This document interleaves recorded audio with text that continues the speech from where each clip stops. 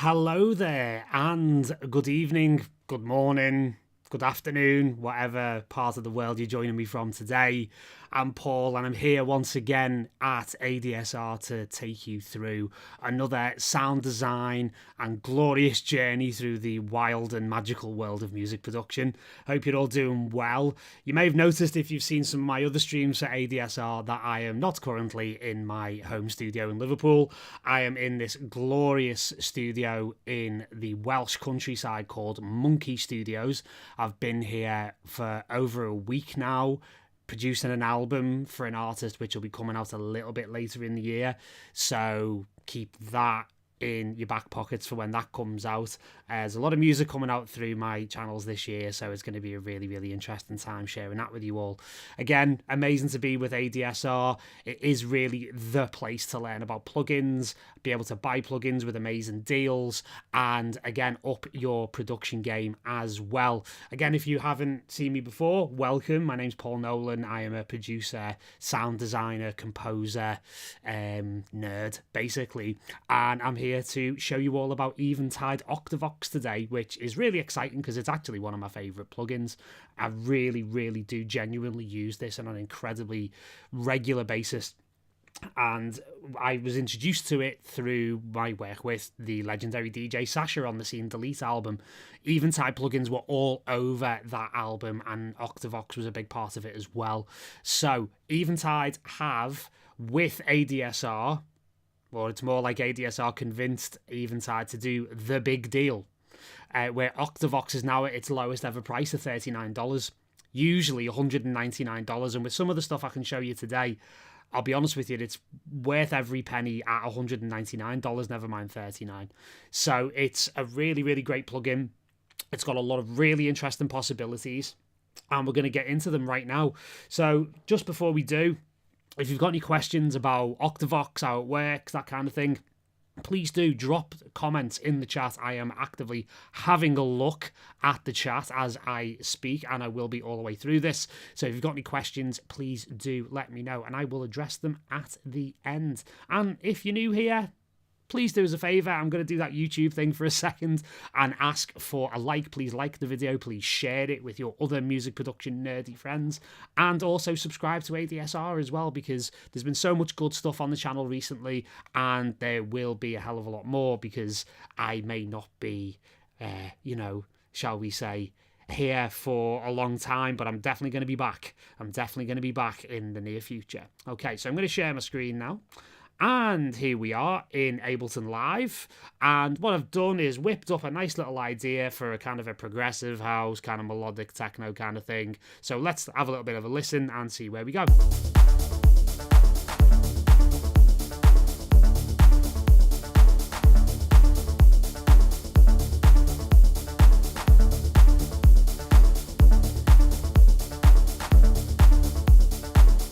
So yeah, really beautiful, really lovely idea that just kind of came to me incredibly quickly. And of course, it wouldn't be complete without using ADSR's very own drum machine, which I'm a massive fan of. This just allows me to get drum grooves down incredibly quickly. And what I've done is I've used a bit of a custom kick for this. I've modified a melodic techno kick, which was on the recent stream that we looked at for drum machine, and there's going to be more stuff coming for that soon. And I've just replaced it with a bit more of like a progressive house kick, because a lot of what I've done with OCTAVOX here is actually quite floaty. But it's also quite interesting what I've done with OCTAVOX just in general, or more should I say what I've not done. So first of all, I'm going to play you this bass line, and I'm going to show you a very basic patch that I've done in Wavetable. Just a very basic kind of, it's actually just the way that the synth opened, and I wanted to do this as simply as humanly possible to show you just how quickly you can get great ideas going with OCTAVOX. And basically, as I say, it's just two sine waves. So the bass itself is a sine wave. So let's just have a little listen to it in isolation. So it's got that kind of throbby vibe. It's almost quite tech housey in a way, and I've just filtered it down with a little bit of auto filter. And again, I've added quite a lot of MS2 drive in, about 6 dB. Added a bit of Devious Machines Duck, which is one of my favourite sidechaining plugins, and I've made the bass entirely mono here. Very, very simple patch. But where the rubber really hits the road, if you will, is if you have OCTAVOX here.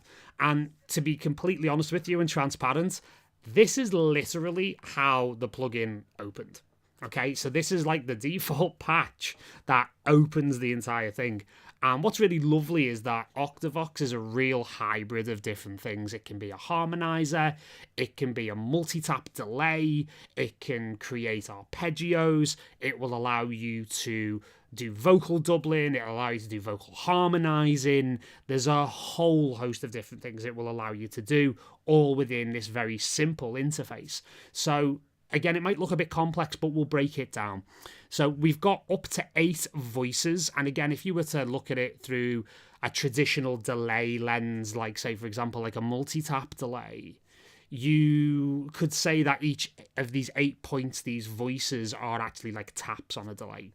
But what's really unique is that Eventide have taken a much more musical approach to this, rather than looking at it in terms of delay times and interval, pitching in terms of like semitones, for example. They've actually looked at it in a much more music theory centric way, which actually is really lovely, because what I found when I first started using it way back in 2015 when I worked with Sasha, it was actually one of those plugins that helped me to kind of up my music theory game a little bit and really get to understand how things look on notation, because what you might be able to see is that the colours of the points that work from yellow at the top here on voice 1 all the way down to more of a red on voice 8 is obviously each of these points are numbers. So not only is it giving you the delay on a musical staff in terms of like how far behind the note that's triggering the sequence here in OCTAVOX is, it's also the pitches as well, and you can work in intervals like perfect fifths, perfect fourths, octaves, unisons, all of that good stuff. And you do get the ability to offset and detune each point in terms of pitch. So what's really nice in this situation is that you also have the ability to pan from left to right, as you can see here. And we're going to really play around with this when we get into the main ARP here, because what I'm going to do is I'm actually going to use this patch on the ARP channel, which we're going to get into a little bit later on, as a bit of a jumping off point for doing something a lot more complex and being able to actually, start things from scratch, shall we say, and look at harmonization and actually look at one of the most powerful things within OCTAVOX, which is the ability to actually pretty much take a monophonic synth and actually make it polyphonic, essentially, through the way that the harmonizations can actually work. And they're very, very nice indeed and very, very strong. So again, you can mix individual points, you can pan them left to right. And again, the delay times here might look quite complex. However, if I were to move, like say, for example, point 1 here, you can see the delay time is at 0, which means it coincides with the root note. So the interesting thing here is that the dry-wet control is all the way over in the wet, and that means we're actually not hearing any of the original sound, although the way that the voice 1 is set up, it is actually mimicking that original sound.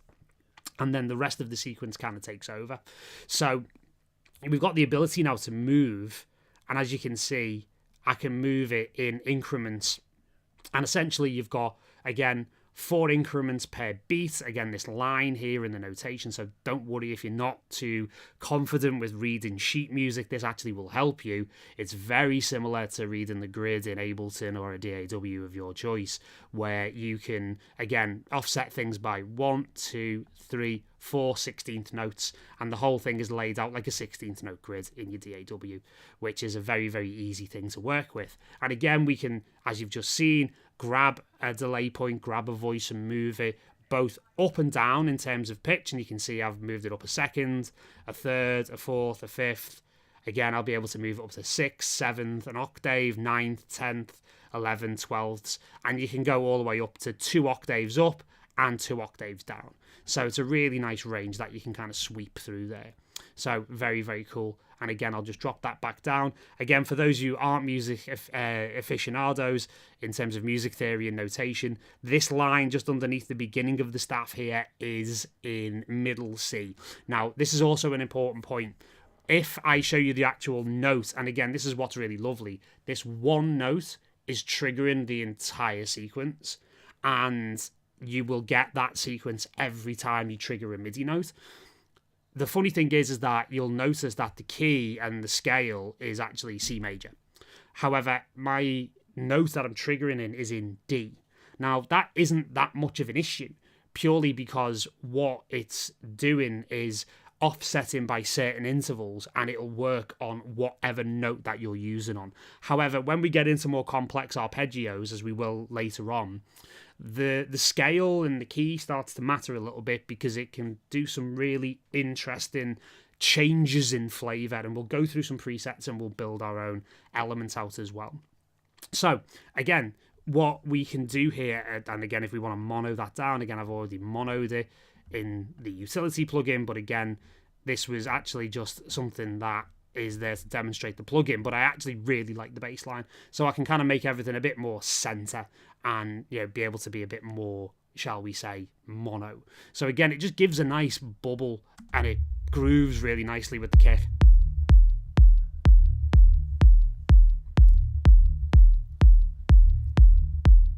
And again with the drum machine.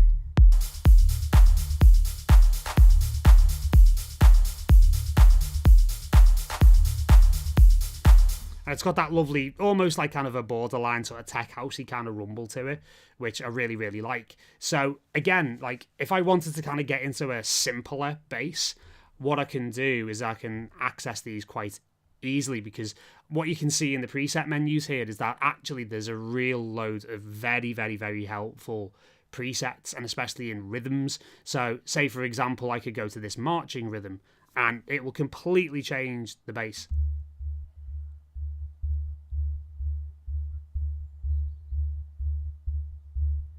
And it gives a different rhythm.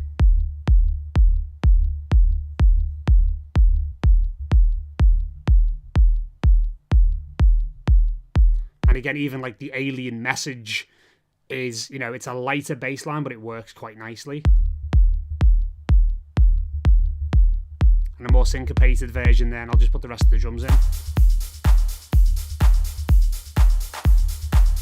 And this is one of the things I love about this plugin is I tend to reach for OCTAVOX when I'm feeling very, very low on inspiration. Yes, it does happen from time to time. It happens to us all, right? We all get creatively blocked. And one of the ways that, you know, I work through that is by using plugins like Eventide that sort of trigger a different idea, because these patterns are really nicely put together.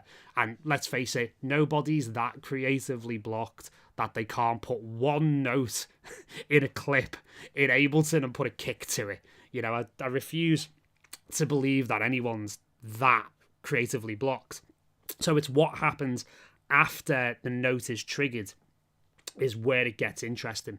So again, bass sequences, really interesting. You know, you could try, you know, like a bouncing ball or any of these ones. Again, triplets can be quite an interesting one.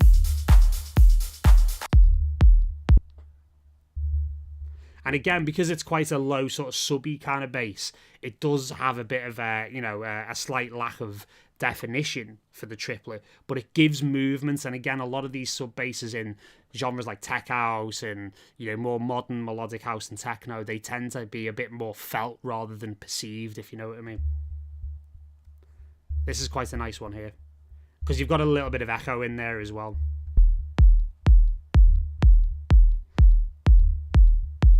And what's really nice about that is that it kind of plays into that modern, more sort of Tale of Us afterlife kind of vibe, where there's a lot of triplets going on in this type of stuff these days. You know, a lot of it just sounds like it's on almost like 12th notes and polyrhythms and, you know, almost reminiscent of stuff like Mode Selector in a way, where, you know, you've got that kind of like extreme groove going on.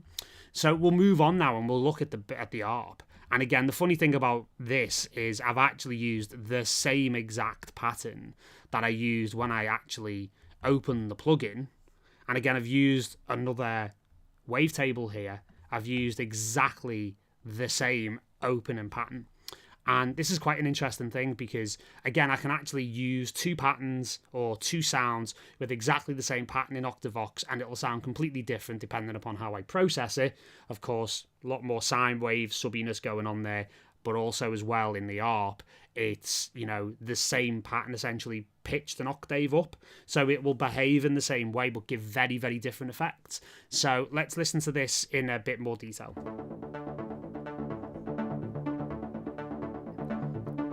And you'll get this really lovely stereo image going on.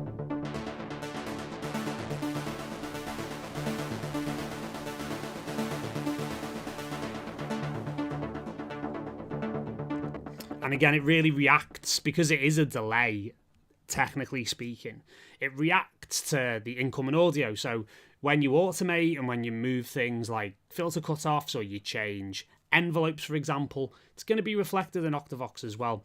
So this is the lovely thing, because, now what we could actually do is really kind of blank this off. And there is a default here which just defaults to a unison, and this is actually one of the more interesting aspects. So again, I'm actually using wavetable in a mono mode, and one of the things that I've found has been really, really useful is that there are certain synths out there that I absolutely love. I love things like Moog Model Ds, and I love Monarch from Native Instruments. That's a real favourite of mine. That's kind of like my go-to low-end synth. And then other stuff like Yuhi Repro 1, and the Pro 1 that it emulates is actually a mono synth. And that is kind of a bit annoying sometimes, because I love the sound, but I can't really do much with it in terms of like chords or harmonizing. So what I like about OCTAVOX is that it effectively, like I said before, it really does just really create a polyphonic synth where there is a mono synth, because of the way that it works. And all you have to do is keep the point at voice 1 at 0 like time, essentially. So what I could actually do is take this, and again, it will play the same pitch here. And again, if I put that on 50 dry wet, there's not a huge amount of difference here. However, what I can do now is start to use scent. And if I just open the synth up a little bit, and I'll start to just change the delay time a little bit. And then all of a sudden you start to get this like unison style feedback, like detuning kind of effect. And then you can start to push it just towards the end of the harsh zone, which is about 30 to 40 milliseconds. And you start to get this really nice thick sound. And again, one of the things I can do is add in another point here, push that up to the top. And again, I can actually just do another little bump in a time delay, and again go negative on. And that's really thickened that synth up in a really nice way. Then to widen it, I can put one point to the left, one to the right. I'll just reduce that a little bit there. And where we had just a quite, powerful but quite plain sounds, we've now got a lovely bit of stereo width where there wasn't any before.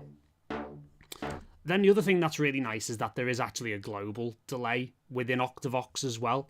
So one of the things I can do is use this yellow marker here to kind of get into an interesting state of where the delay would go. So again, I can count that out, 1, 2, 3 16th notes, and then that gives me a loop delay of 360 milliseconds.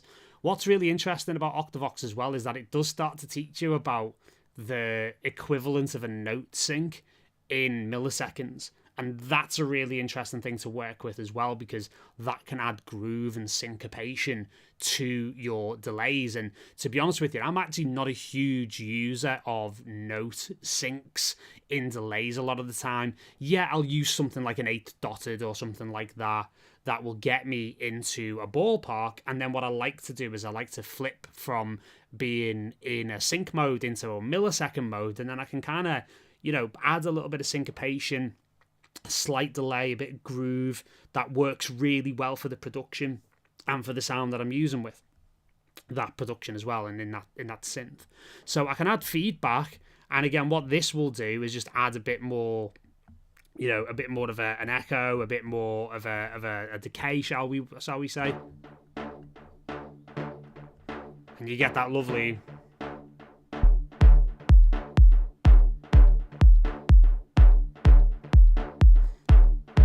again, the other thing that's great is that it works regardless of whatever note you use. So I could actually turn this from, you know, an ARP sound into a bass sound by just using the pitch control here on the MIDI effect in Ableton and just making that a more of a bass tone.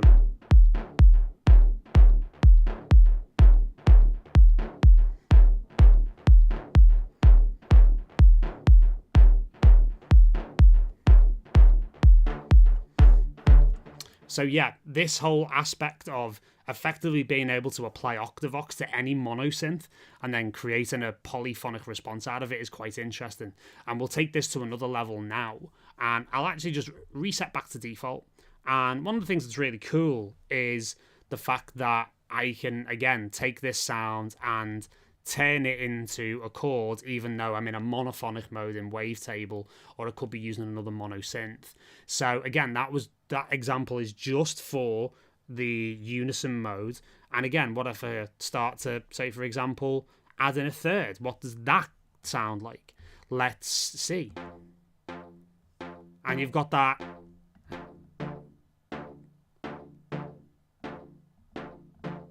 All of a sudden, that very plain sound has just become quite Detroity. And again, I could throw back to a 3/16 delay there.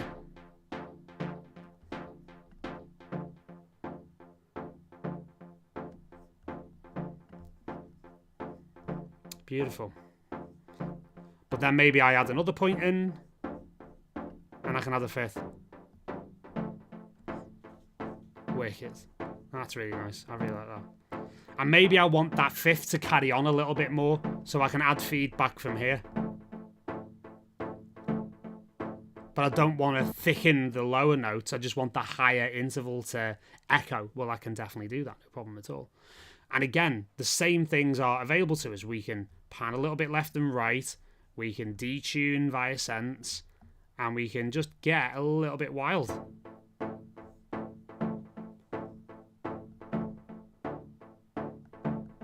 And we can blend the dry and wet until we get a nice balance. And then all of a sudden we've got something that sounds like a real nice dub techno thing, which is really, really nice. And of course, you know, it would also work with like longer sounds as well. So one of the things I could do here is I could actually just trigger a nice longer sound on the ADSR here.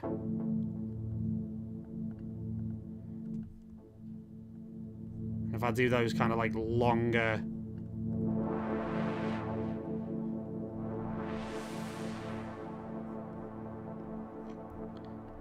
and add another element in here, I could do an octave maybe.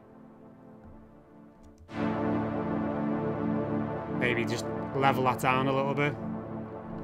I could also add a bit of reverb here.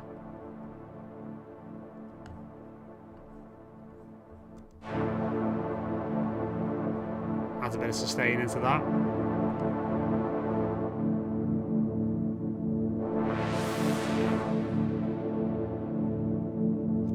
And then all of a sudden we're off into dub techno territory, which is really, really nice.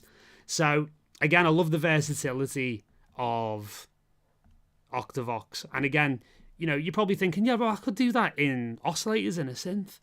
But there's just something really lovely about playing with it on this kind of level, and it opens out opportunities that you don't normally get with a regular oscillator, because, again, you can delay that by a certain amount. And say, for example, if I were to do that, if I was to delay, say, for example, the octave by, say, 4 beats, and I do that longer sculpt here, and I just play, I'm just playing D here.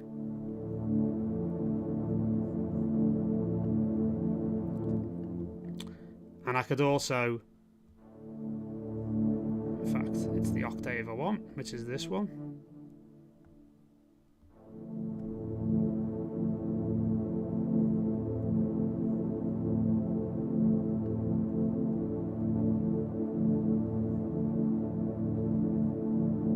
Even go up there. And you'll notice it doesn't come in for a bar. And then it fades in nicely.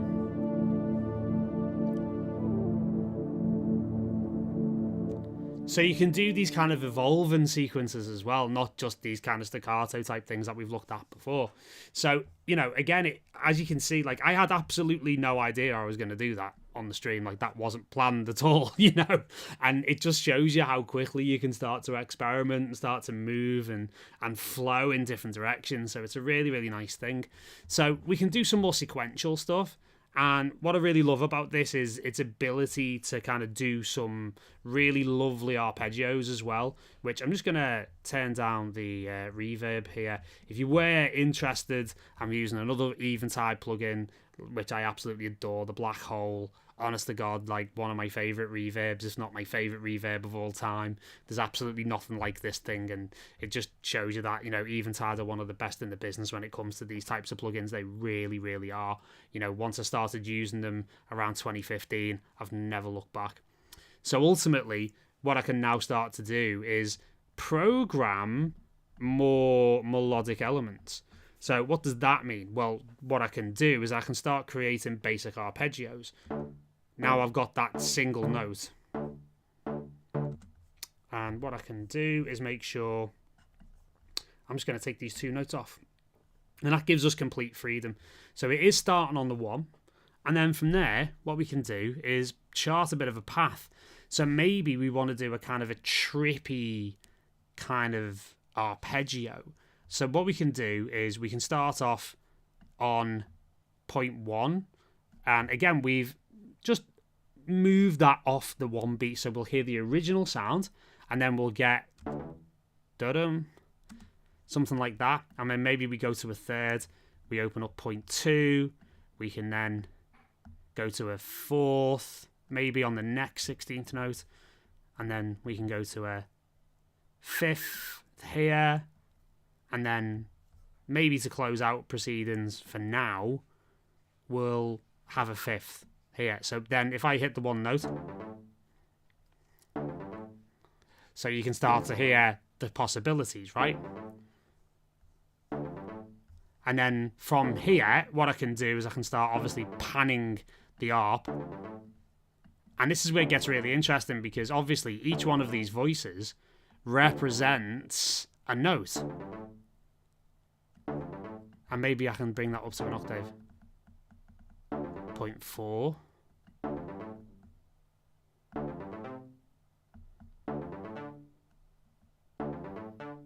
There we go. And again, we can...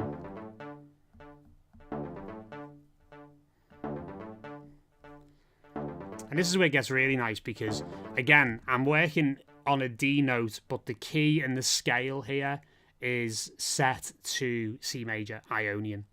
So if I change that to D, you actually see that the notation changes, and this is actually like the traditional music theory notation for D major. So again, if you're looking for a quick way of actually learning in a practical matter, in a practical way, the practicalities of music theory in its traditional form like this, and you know, I'm learning about this more and more because I'm starting to write more film scores and work with like live musicians and stuff, and it's a really, really interesting thing. This is something I thought I'd never learn because I was basically just a techno DJ, but it's amazing how much an understanding of this really enhances your understanding of music production, and it enhances your writing and your creative process as well. So from there, I can move this to say something like a Dorian scale.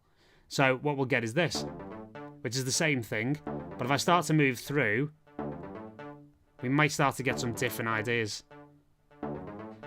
So you hear that? So we get that Lydian movement, which is a different vibe. So we can go through. See, it's got a little flavour to it again. And works in a natural minor. Bit more of a sinister turn there. Use a harmonic minor. And again, it gives us a lot of flexibility because I'm working in D, and we've just found a number of scales where the actual arp doesn't actually change. Now, you may be forgiven for thinking that that's a bad thing. I actually think it's a really good thing, because it means that I've got a lot of flexibility with the rest of this idea to figure out what scale will actually frame and work around this idea that I'm building that will work for what it is that I'm trying to say in the track. So again, really, really interesting. Pentatonic is an interesting one where you've got 5 tones in the scale rather than, say, 7.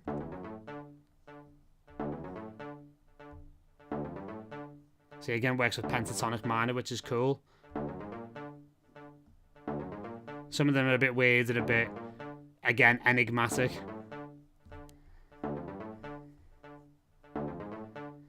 And it just gives you different feels. So we can move that back to, I think I probably want to work on a natural minor.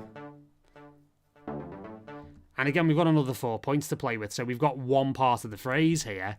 And then what I can do is add 0.5. And maybe we sort of replicate the pattern a little bit. And then what we can do from here is just do something a little more interesting to kind of round a phrase off. Maybe we kind of invert the movement there. And we kind of move that way.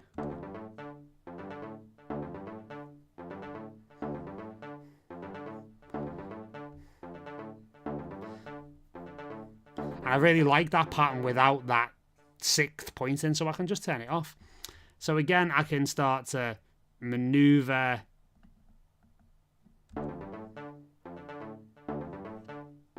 and then add a little bit of overall feedback.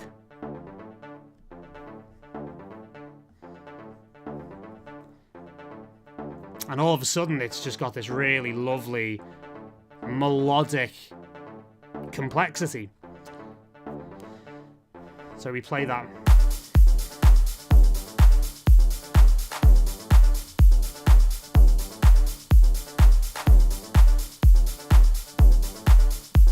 We can add a bit more volume to that.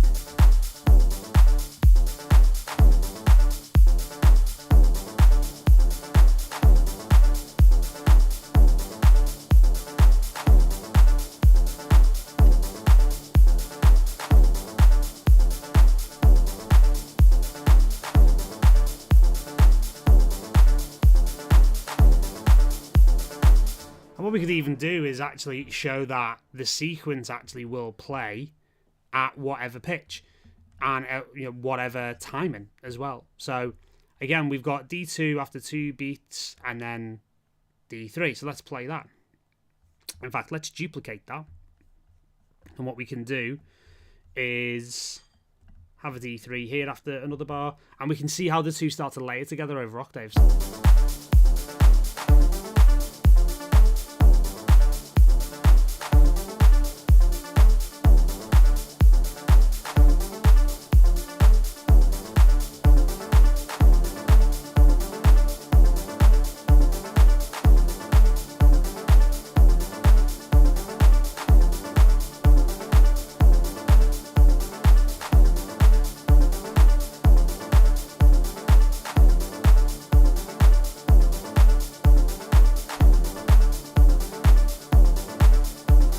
And again, like, I had no idea I was actually going to do something like this at the beginning of the stream. I just set something up at some defaults. I did that very deliberately to kind of show you just how easy and how intuitive it is to start, working on this kind of level with the OCTAVOX plugin. And again, it adds so much possibility to what would regularly be just a very straight arpeggio. Think about it. You would have to automate in quite a hardcore, quite sort of serious way the individual notes in order to get them to actually appear on the left and right of the stereo image. You would possibly even have to use a couple or multiple separate instances of your synth plugin in order to get the notes to pan correctly and to add that level of interaction and immersive experience to this ARP.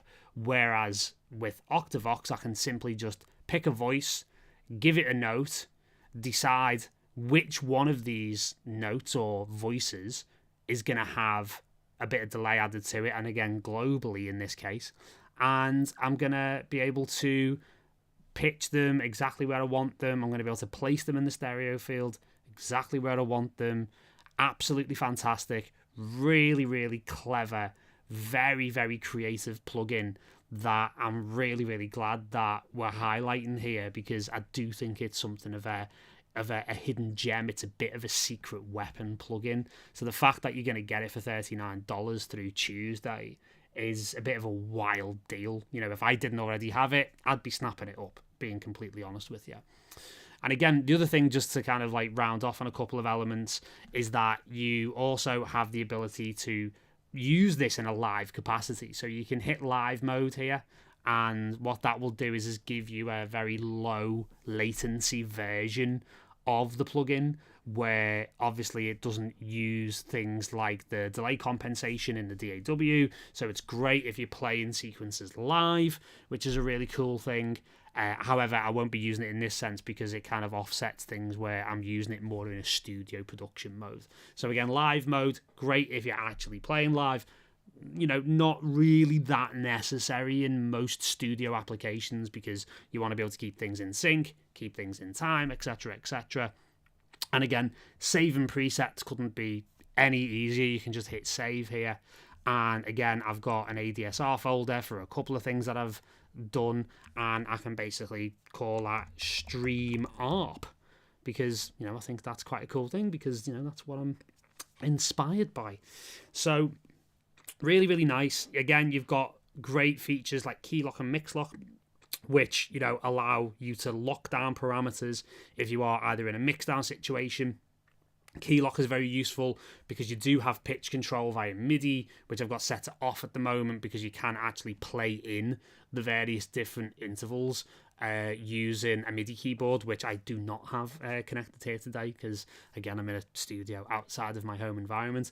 However, you can lock that down if that's going to be the case. So you can use other MIDI plugins or, you know, MIDI instruments in your DAW. You know, maybe you forgot to take the record arm off your channel in Ableton or Logic or whatever DAW you want to use, and you've kind of, you know, completely screwed up your preset by playing some MIDI notes where you were trying to, like, you know, play in a synth pad or something. You know, you really don't want to have to go through that. So again, very, very cool. And again, you have the ability to actually, you know, save snapshots as well, which is really, really nice, which means you get instant recall, which again is great for live play. And, you know, just a great, very easy to use menu system as well. As you can see, there's some really great presets from my old mate Sasha here. And, you know, it's some really, really lovely stuff. And again, like, one of these here is really cool, which is called Feed Me Your Sequence. And we've used that quite a lot over the years to, you know, really experiment. And again, what can be really nice is taking like a pre-existing MIDI file from maybe a sequence that you've written in a previous track, or, you know, there's a plethora of like MIDI files and MIDI packs now that you can get from various places, including adsrsounds.com, of course, and you can feed those sequences in by triggers of various synths and see where it takes you. Again, that's one of the things that I really love about this plugin, is that it really does encourage some really quite wild experimentation. There's a lot of these presets like Feed Me Your Sequence and a few others where I really just want to see what it does, and it might do something unexpected. And, you know, in the production game, I can tell you, hit records have been made through absolute happy accidents of putting the right preset on the wrong sound at the right time, and then you'd be able to capitalize on it and be able to capture it. That's the most important thing. So some amazing possibilities here, and again, incredible sound designers like the legendary Richard Devine have actually contributed presets to OCTAVOX here, and I'm all over these presets. I really, really am, as well as building my own, and, you know, being able to service several birds with one act, if you know what I mean, by actually being able to build my preset packs out while I'm actually on live streams talking to you guys. It's a bit rude, but, you know, you've got to be efficient these days. It's a busy enough world as it is, right? So another thing I wanted to kind of really talk about is the ability to do like vocal harmonization. And one of the things I'll do is I'll literally just, you know, type in a vocal, and we'll just take a random vocal and we'll see exactly what comes up. So let's see whether or not we've got, you know, organic vocals here. and we might have something interesting that we can harmonize. I think these are a little bit intense. Let's go more here. I think this might be someone, a friend of mine. Let's see. Let's just move that in. Again, this is the beauty of like the live element is, you know, I've got no idea what's going to happen here. So let's have a little listen and see what this is. Nothing terrible. Let's just do this and see what's going on here. And just...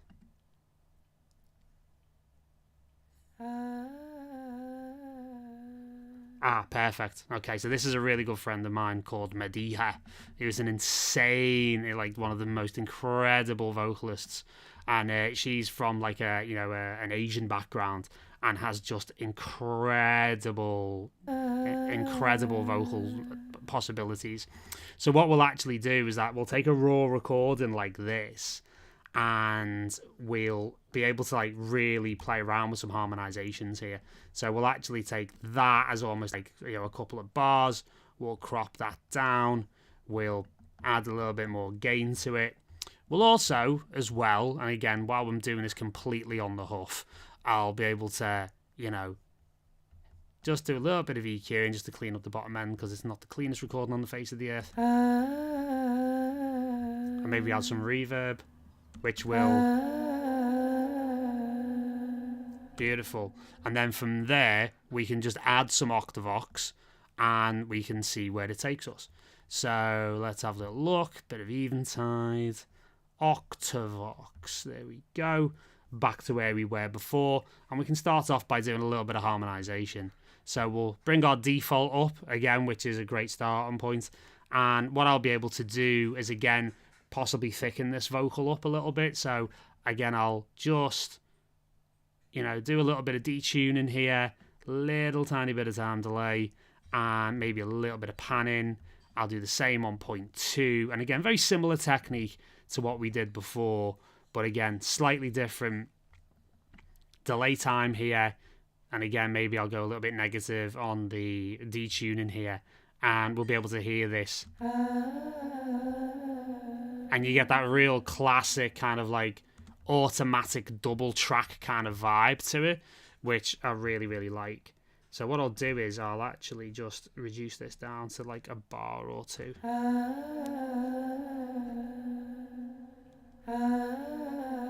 Which is really, really nice. So you can do the doubling, and then what we could start to do from there, now we've got that double, and we might want to just pull it back a little bit so it sounds a little more natural. But again, you can really lean into that sensibility if you're into more sort of like pop stuff, do you know what I mean? And then from there, we could actually add a second instance of OCTAVOX and be able to then work on taking that thicker vocal tone that we've just created. And again, this is where OCTAVOX saves you a huge amount of time, because you could actually be sat there with copies of a vocal, you're editing vocals, you're trying to detune them slightly, you're trying to offset them on the grid a little bit, then you've got to put up with that whole thing all the way through the arrangement process. You know, it can get really complicated, things can go out of touch and out of time, and it can just be a real mess, essentially. Whereas what we can do in OCTAVOX here is we can, if I make sure that's the right one, yeah, I can start working on, again, being able to harmonize this in a slightly different way. So again, here we go. We can pop the mix on 50-50. We could actually take that down, say like a fifth, something like that. And again, we can just dial it in, see how it sounds.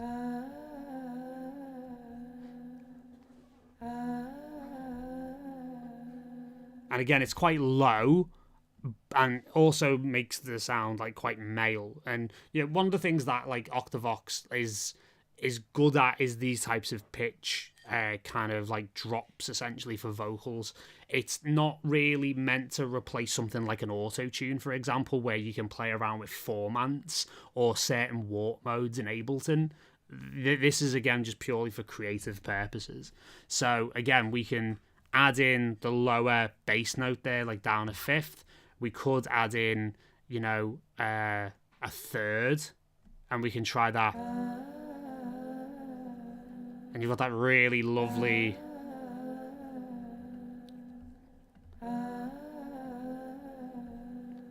And we can add in...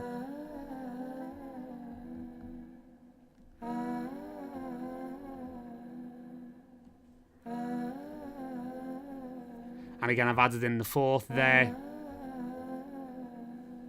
And again, you know, I could go further up. It does start to turn a little bit into Alvin and the Chipmunks, if I'm being a little bit honest with you.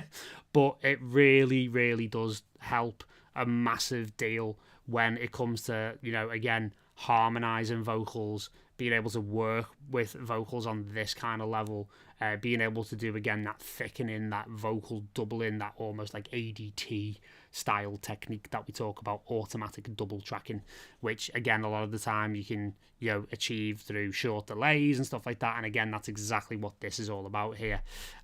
So yeah, really, really lovely for this type of application. So again, like if you think about it in terms of recapping up to now, you know, we've looked at being able to turn a monophonic synth into a polyphonic synth. We've created some really, really interesting delays and really interesting sequences using an arpeggiator style compositional technique, and we've also been able to actually create some really interesting and quite moving bass lines, and really explored the fact that with OCTAVOX, inspiration is not very far off, and it really does open up a whole new world of possibilities. And again, the presets allow for very, very fast, rapid breakthroughs where you're creatively blocked as well. So really, really beautiful stuff so far. And what I'm going to do is, again, because we said we'd leave some room at the end, 5 or 10 minutes for a bit of questioning. And here we go. A lot of comments today. You guys are on it. Simple Sam says the basic version of this plugin is one of my favorites.